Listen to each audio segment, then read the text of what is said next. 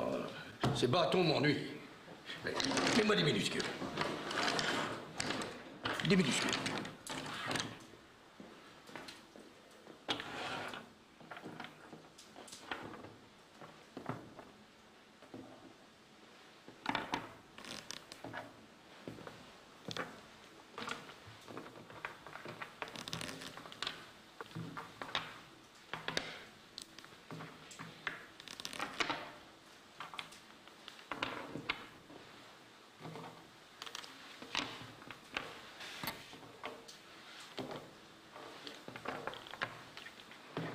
Voilà. J'ai toujours dit, c'est plus rapide et ça prend moins de place. Que tout le monde s'y mette. On l'appellera l'écriture Caroline. Caroline. La Caroline. Passons de l'autre côté du miroir pour interroger le grand homme. Les princes arabes savaient lire et écrire, vous, non. Pourquoi? Pourquoi vous ne savez pas lire et écrire? C'est une question que tu aurais dû poser à mon père. Mon père ne m'aimait pas. Pourquoi?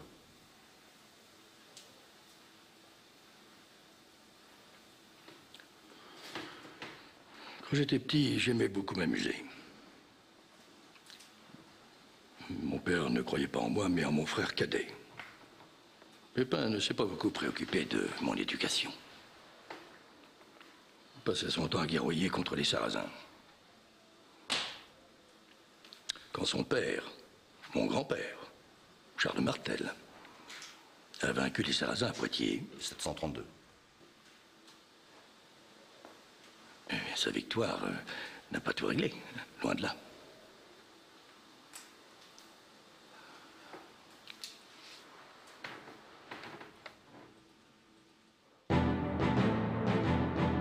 Les Arabes d'Espagne, que les Francs appelaient les Sarrasins, avaient conquis la Narbonnaise, s'étaient introduits en Aquitaine, avaient fait des razzias dans la vallée du Rhône.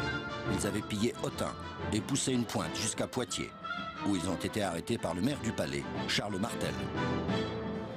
La cavalerie arabe, si légère et mobile, s'est heurtée à du jamais vu. Comme l'a noté un chroniqueur arabe, c'étaient des rangs serrés de guerriers bardés de fer, immobiles comme un mur, ils faisaient peur. Les Arabes n'ont pas insisté. Après tout, ces plaines humides du Nord ne leur convenaient pas. Au bout d'une journée d'escarmouche, ils ont sagement reflué sur les Pyrénées. Après Poitiers, la menace d'une domination arabe en France est tout de même écartée. Mais pas vraiment. Quand mon grand-père est mort, son fils, Pépin le Bref, on l'appelait le Bref parce qu'il était petit, a été élu roi des Francs par des grands du royaume. Créant une nouvelle dynastie, la dynastie carolingienne. Pépin s'était donné pour mission de chasser les Sarrasins du sud du royaume. Quand il est mort, j'ai pris sa succession sur le trône et j'ai dû reprendre la lutte contre les infidèles. Ils avaient repris Barcelone, le Roussillon, l'Aquitaine. Soumettre l'Aquitaine m'a pris 10 ans. Vous avez voulu mater les Sarrasins en Espagne même. Il le fallait bien.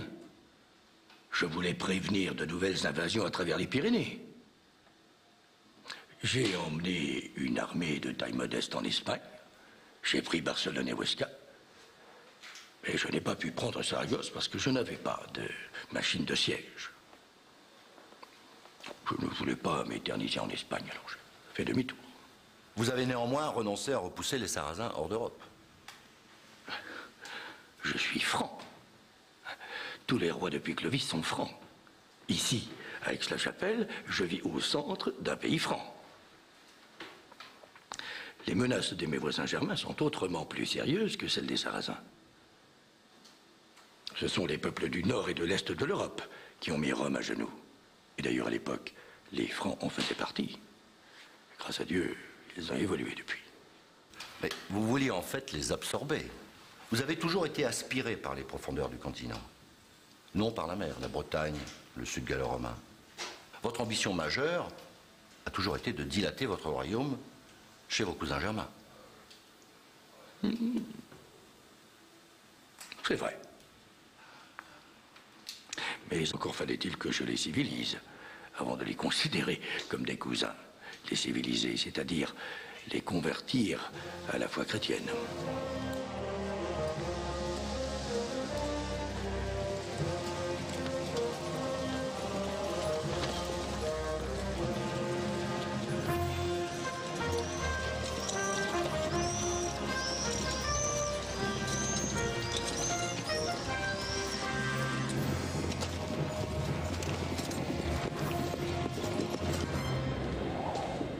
Vous avez conduit chaque année des campagnes en Franconie, en Thuringe, en Saxe, en Bavière.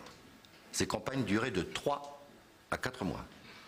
Avec tous vos seigneurs, la cavalerie lourde, une armée de 5 à 15 000 hommes. Mater les Saxons vous a pris 30 ans et quelques massacres. Ces guerres sanglantes n'auraient eu pour but que de christianiser. L'histoire ne vous croira peut-être pas. Je suis chrétien. Tu ne peux pas comprendre si tu en doutes. Je suis chrétien. Et je suis aussi roi. Et à ce titre, je représente Dieu sur la terre. Mes motivations sont religieuses. Tant mieux si mes actions ont des conséquences pratiques bénéfiques. L'évangélisation passe par la conquête. En retour, la foi et la pratique religieuse sont le ciment de l'unité politique. Et puis, j'ai quand même mis fin au paganisme germanique. J'ai mis fin au culte autour de sources, de rochers. J'ai mis fin à l'adoration des arbres. Ils adorent les arbres. Ils croient que des dieux y vivent.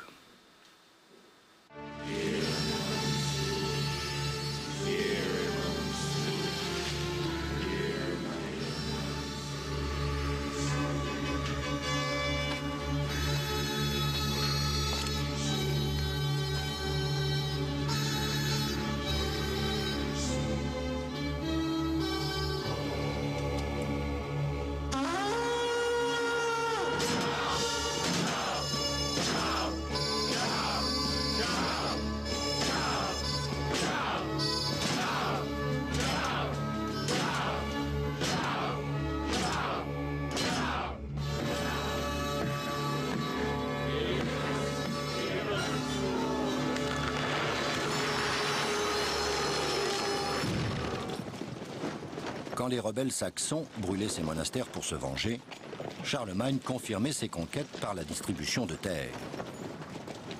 L'enthousiasme des seigneurs pour les expéditions en Germanie tenait beaucoup à leur perspective d'enrichissement.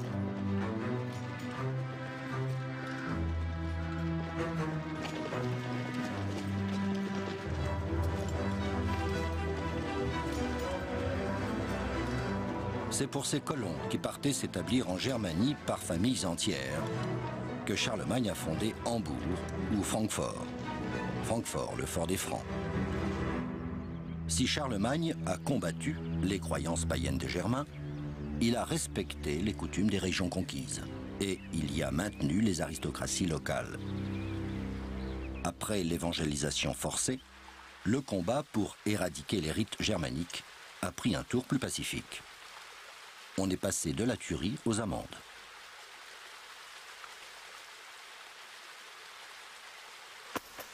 Einen Baum anzubeten ist verboten. 30 Taler kostet dich das.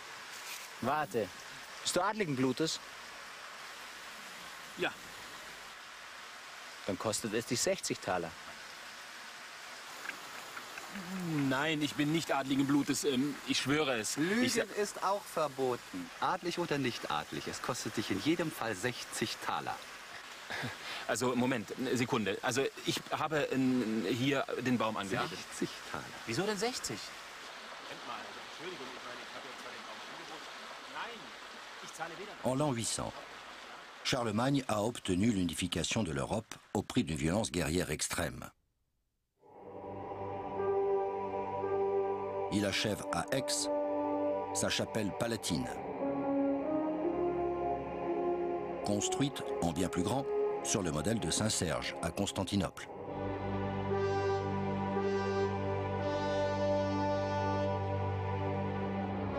Et il y place un trône digne de l'empereur qu'il veut devenir.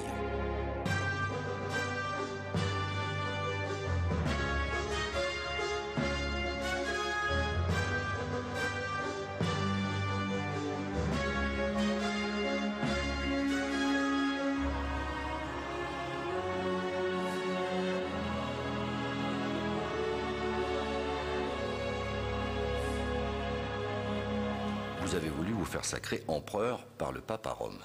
Pourquoi? Pour affirmer le rétablissement de l'Empire romain chrétien. Pour affirmer que je suis le successeur des empereurs latins. Et l'empereur de Byzance? L'impératrice de Byzance, successeur des Césars. La pauvre. Elle m'a même proposé le mariage. Et le pape m'avait donné raison puisqu'il a accepté de me sacrer empereur.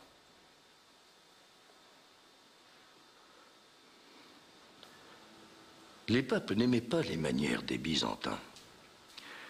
Ils ne reconnaissaient pas son autorité. Depuis le baptême de Clovis, les papes considéraient le royaume des Francs comme le fils aîné de l'Église. D'ailleurs, il me devait bien cette onction. Son territoire, son état, c'est à moi qu'il les doit. J'ai combattu les Lombards pour les lui donner. Le pape s'est agenouillé devant moi. À Rome, pendant la cérémonie du sacre, le pape s'est agenouillé devant moi. C'était le signe qu'il me reconnaissait comme le protecteur de l'Église. Et Spiritus Sanctus.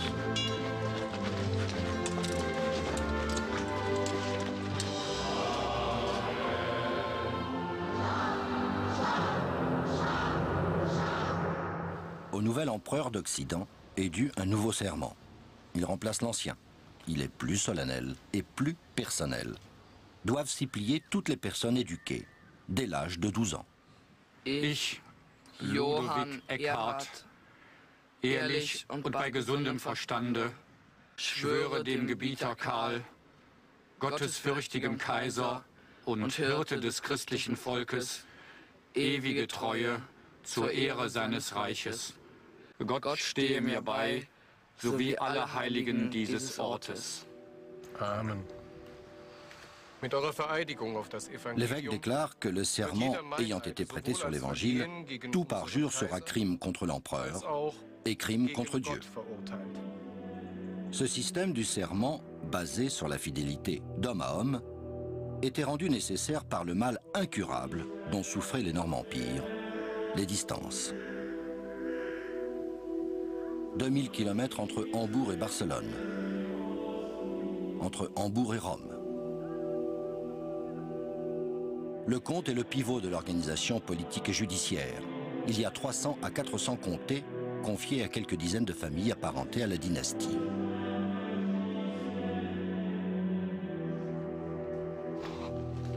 Puis il y a les missi, représentants itinérants de l'empereur, et les échevins, qui vont s'efforcer de maintenir la paix sociale en cassant les automatismes des vengeances pour les remplacer par une justice équitable, applicable à tous. Les peines peuvent être très dures. Un œil pour le premier vol, le nez pour le deuxième, la tête pour le troisième.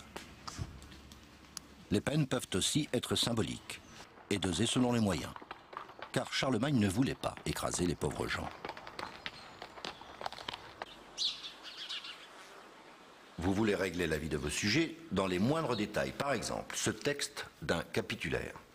Vous décrétez la liste des arbres fruitiers, des légumes à potage, des herbes de cuisine ou de pharmacie, des fleurs d'ornementation qu'on doit trouver dans le potager d'un domaine. Je cite, la rose, la lys, la joubarde, la pétoine.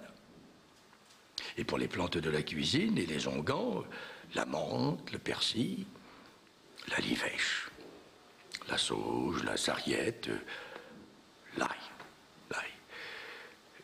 l'oignon l'érable, l'échalote. Ah, très bon pour la santé. Le coriandre de sativum à prendre en potion. Tu as déjà essayé? Ah, tu devrais. Vous vous souciez de la protection des faibles. C'est pour vous rendre populaire?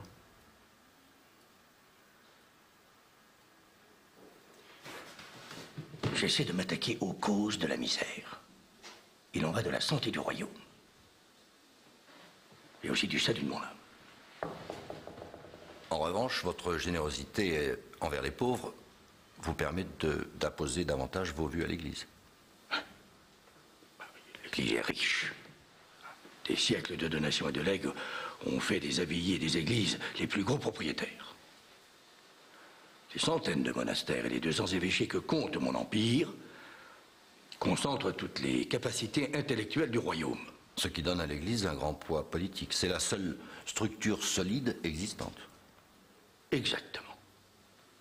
Oh, je ne peux pas ne pas m'en servir.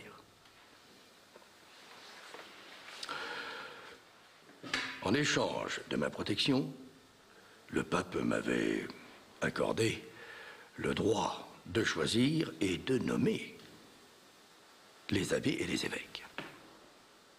Et c'est à eux que je vais confier ce que je considère comme la tâche la plus importante de mon règne. Apprendre à lire et à écrire au plus grand nombre de mes sujets.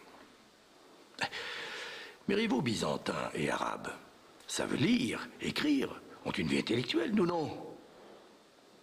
Depuis des siècles, nous pataugeons, nous végétons dans la paresse et la crasse.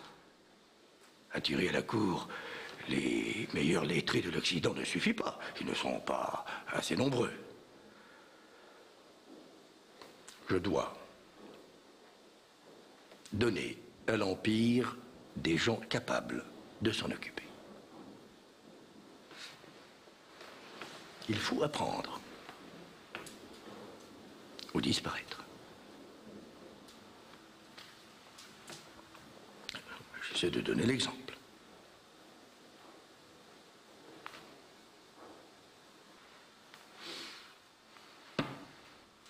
Cosa ergo manitudinis in perii Romani, nec fortuita est nec fatalis, secundum eorum sententiam, sive Assez de Saint-Augustin.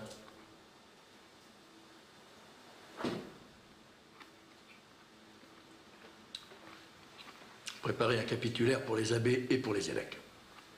Mais pas en latin classique. En latin de tous les jours que tout le monde comprenne. Demandez qu'ils ouvrent des écoles partout. À leurs frais, bien sûr. Partout. Veillez à ce qu'il y ait des écoles dans les nouvelles zones défrichées de Saxe. Les fils de grandes familles doivent avoir autant de savoir qu'un Sarrasin ou un Grec. Obligez les comtes à apprendre à leurs enfants à lire. Ça les rendra peut-être plus capables, éventuellement plus honnêtes. Les moines gagnent leur vie en copiant des ouvrages. Demandez-leur de copier la nuit au lieu de chanter matine. Je veux qu'ils ouvrent les bibliothèques à tout le monde. Que tout le monde puisse voir des livres. Je veux beaucoup de livres. Des livres partout. Désormais, l'enseignement se fera en langue romane ou tudesque, selon les régions. Mais surtout pas de latin d'église. Si. Sinon, les enfants doués des campagnes n'auront pas accès aux écoles.